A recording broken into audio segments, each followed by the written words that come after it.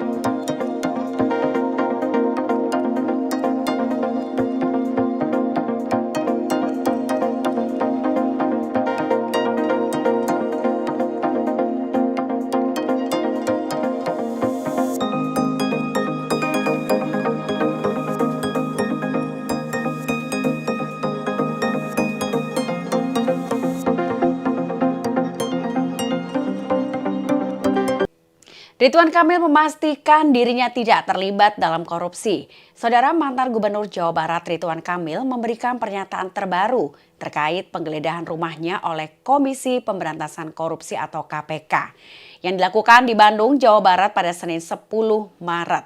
Penggeledahan tersebut diketahui dalam rangka penyelidikan dugaan korupsi dana iklan Bank Badan Usaha Milik Daerah atau BUMD di Jawa Barat. Dalam komunikasi dengan Sekretaris DPD Golkar Jawa Barat, M.Ki Iswara, Ridwan Kamil mengungkapkan bahwa ia dalam keadaan baik-baik saja dan berada di Bandung. Dan saat ini Ridwan Kamil juga menghubungi DPD Golkar Jawa Barat melalui nomor telepon stafnya. Ridwan Kamil yang akrab disapa dengan Kang Emil ini juga menegaskan bahwa ia tidak sama sekali terlibat dalam kasus korupsi yang sedang diselidiki.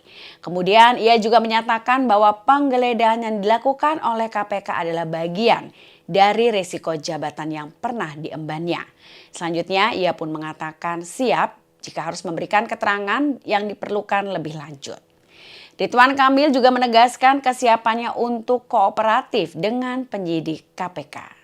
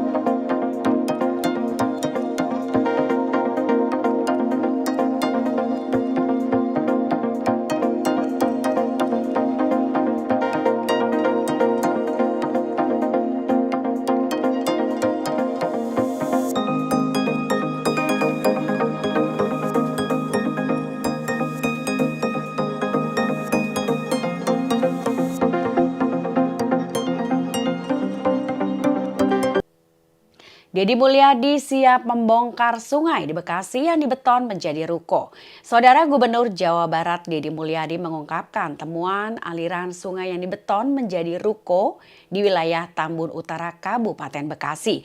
Dalam unggahan pada laman akun Instagram pribadinya pada Minggu 16 Maret, Deddy pun menunjukkan kondisi sungai yang seharusnya menjadi jalur air, namun kini tertutup oleh bangunan permanen. Kemudian didampingi oleh mantan camat Kampung Selatan Muara Gembong dan juga sejumlah warga, Deddy pun meninjau langsung lokasi tersebut. Ia menjelaskan bahwa pembetonan aliran sungai ini menjadi salah satu penyebab banjir di kawasan Gabus. Ini saya lagi bertemu dengan mantan camat. Bapak dulu mantan camat mana? Tambun Selatan, Muara Gembong. Tambun Selatan, Muara Gembong. Jadi banjir di daerah Gabus ya? Iya Pak, Gabus. Gabus apa namanya? Gabus Bulak. Masalahnya sederhana. Ini aliran sungai PJT yang kalau airnya meluap itu airnya bisa mengalir ke sini. Sekarang dibeton. Sungainya dijadikan ruko. Jadi ya sekarang kita mau minta persuasif sama yang punya ruko, karena yang punya rukonya lagi sakit, untuk persuasif membongkar sendiri. Biar nanti yang betonnya kita bongkar pakai alat, karena ini harus pakai alat ya.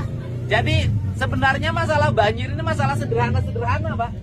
Akibat pembangunan tidak dikendalikan. Betul Pak. Orang bikin toko sembarangan, Betul, Pak. bikin rumah sembarangan. Betul, Pak. Kemudian sungainya semuanya dipersempit, diperkecil. Tapi giliran banjir nyalahin gubernur. Liar aing mah. Ya. Setuju bongkar kan? Setuju kan ya? Oke, setuju bongkar ya? Siap. Bentrok antar pemuda di Malra melukai 16 warga. Saudara, dua kelompok pemuda terlibat bentrok di Kecamatan Kei Kecil, Kabupaten Maluku Tenggara pada Minggu 16 Maret 2025. Insiden ini berlangsung di Taman Landmark, Kabupaten Maluku Tenggara atau Malra pada sekitar pukul 01.10 waktu Indonesia bagian tengah. Situasi mendadak mencekam di wilayah tersebut. Dalam peristiwa itu, 2 orang dilaporkan tewas. Kemudian ada juga 5 warga luka-luka dan 9 anggota Polres Malra turut terluka. Pada korban mengalami luka-luka akibat senapan angin, busur panah, dan juga parang. Untuk itu Kabid Humas Polda Maluku, Kombes Polisi Areis Aminullah menjelaskan saling serang menggunakan senjata tajam atau parang dan panah dan juga senapan angin terjadi di antara sekelompok pemuda dari Lorong Karang TGP dengan kelompok pemuda dari Lorong Perumda.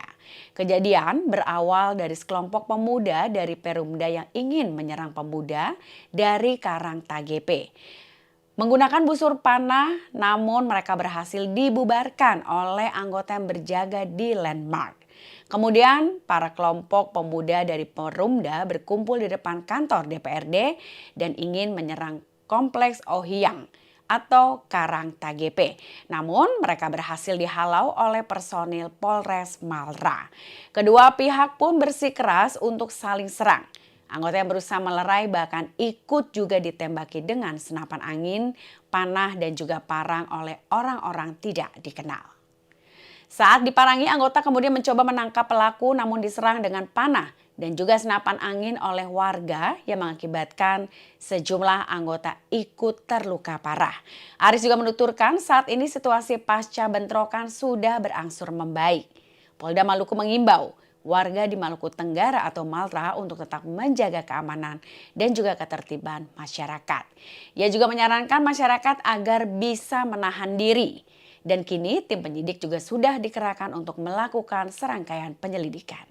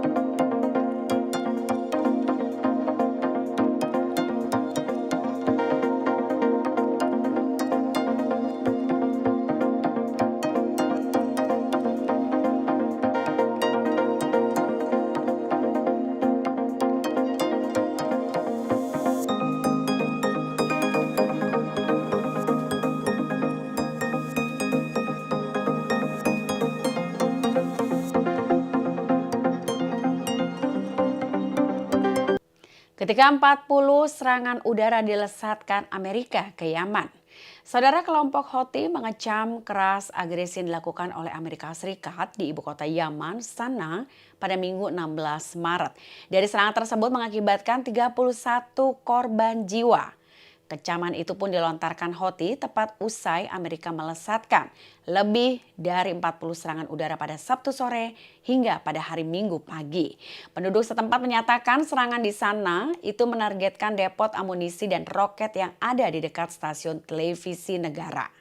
Diketahui depot tersebut dikuasai oleh kelompok Houthi. Asap tebal mengepul di langit usai serangan dari Amerika yang cukup membabi buta dengan suara ledakan yang terdengar hingga jarak belasan meter. Tidak hanya di sana saja, Amerika juga melesatkan serangan ke sejumlah wilayah Yaman lainnya, yakni di Provinsi Utara Saada dan juga Hajjah. Dikutip dari tribunnews.com, juru bicara Houthi, Mohammed Abdul Salam menuding Amerika melebih-lebihkan ancaman kelompoknya terkait operasi terhadap kapal-kapal di Laut Merah. Abdul Salam pun menegaskan bahwa Houthi tidak akan tinggal diam. Ia pun juga bersumpah bahwa militan Yaman itu akan membalas seluruh rangkaian serangan Amerika.